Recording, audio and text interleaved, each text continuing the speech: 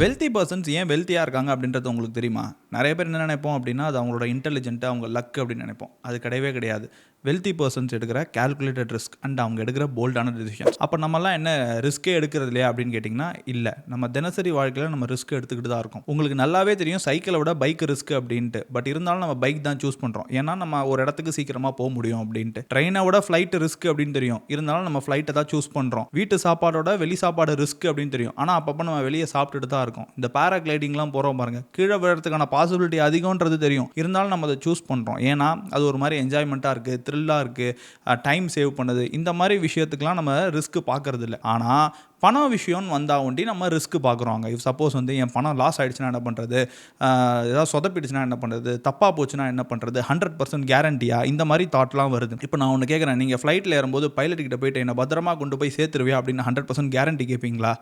ஏதோ ஒரு ரிஸ்க் எடுத்து போகிறீங்க இல்லையா, அந்த ரிஸ்க்கை இதில் எடுங்க. ஆனால் எனக்கு புரியுது இதில் ஒரு சேலஞ்சஸ் இருக்குது. இப்போ நான் பணம் விஷயம்னு வந்துச்சு அப்படின்னா, எனக்கு அதில் ப்ராப்பரான நாலேஜ் இல்லை அப்படின்னா அந்த பயம் எனக்கு ஆட்டோமேட்டிக்காக வரதானே செய்யும். இப்போ திடீர்னு கொண்டு போய் இந்த பணத்தை கொண்டு போய் அங்கே போடு அப்படின்னா, அதை நான் கஷ்டப்பட்டு உழைச்ச உழைப்பு, அதை கொண்டு போய் ஏதோ ஒரு கண்ட ஸ்கீம்லையோ, ஏதோ ஒரு பாஞ்சி ஸ்கீம்லையோ, ஒரு ஏமாத்திரவன்ட்டையோ நான் கொடுக்க முடியாது இல்லையா. என் பணம் போயிடுச்சுன்னா என்ன பண்ணுறது? இந்த தாட் எனக்கு நல்லாவே புரியுது. அப்போ நீங்கள் என்ன பண்ணணும் அப்படின்னா, ஒன்று உங்கள் பணத்தை கொண்டு போய் எங்கேயாவது இன்வெஸ்ட் பண்ண போகிறீங்க அப்படின்னா, அதை பற்றி நல்லா நாலேஜை கெயின் பண்ணுங்கள். ஒவ்வொரு இன்வெஸ்ட்மெண்ட் அசெட் கிளாஸை பற்றி புரிஞ்சுக்கங்க. அதில் எக்ஸ்பர்ட்டாக மாறுங்க.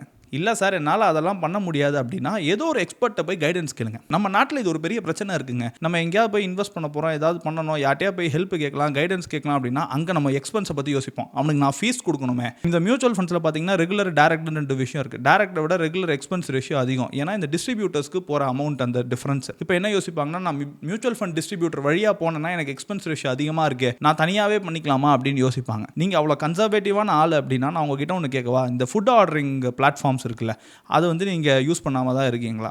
உங்களுக்கு நல்லாவே தெரியும் ஹோட்டல் மெனுவில் இருக்கிற ப்ரைஸோட அந்த ஃபுட் ஆர்டரிங் பிளாட்ஃபார்ம்ஸில் ரேட் அதிகம் அப்படின்ட்டு. இருந்தாலும் ஏன் நம்ம ஃபுட் ஆர்டர் பண்ணுறோம் அப்படின்னா, எனக்கு எழுந்து போய் காய்கறியை நறுக்கி சமைக்கிறதுக்கு டைம் இல்லைங்க, எனக்கு சாப்பிட்ணும், அதனால் நான் ஆர்டர் பண்ணுறேன். ஸோ இன்வெஸ்ட்மெண்ட்ஸையும் அதே மாதிரி பாருங்களேன். இந்த இடத்துல நீங்கள் எக்ஸ்பென்ஸை யோசிக்கிறது இல்லை. இன்வெஸ்ட்மெண்ட்ஸ் வந்து எதுக்கு யோசிக்கணும்? கிட்டத்தட்ட இந்தியாவில் பார்த்தீங்கன்னா கிட்டத்தட்ட 1600க்கு மேலே ஸ்டாக்ஸ் இருக்குது. ஒவ்வொரு ஸ்டாக்ஸாக நீங்கள் அனலைஸ் பண்ணுவீங்களா? கண்டிப்பாக முடியாது. அப்போ ஒரு எக்ஸ்பர்ட்னு ஒருத்தங்க இருப்பாங்க. அவங்ககிட்ட போய் கைடன்ஸ் கேட்டு ப்ராப்பராக நாலேஜை கெயின் பண்ணி தைரியமாக ரிஸ்க் எடுத்து இன்வெஸ்ட் பண்ணுங்கள். அந்த மாதிரி இன்வெஸ்ட் பண்ணும்போது என்ன ஆகும் அப்படின்னா, உங்கள் போர்ட்ஃபோலியோ ஓவர் த பீரியடாக க்ரோ ஆகும். க்ரோத்தை நோக்கி நம்ம போனோம் அப்படின்னா, சேஃபாக ப்ளே பண்ணால் அது ஒர்க் அவுட் ஆகாது.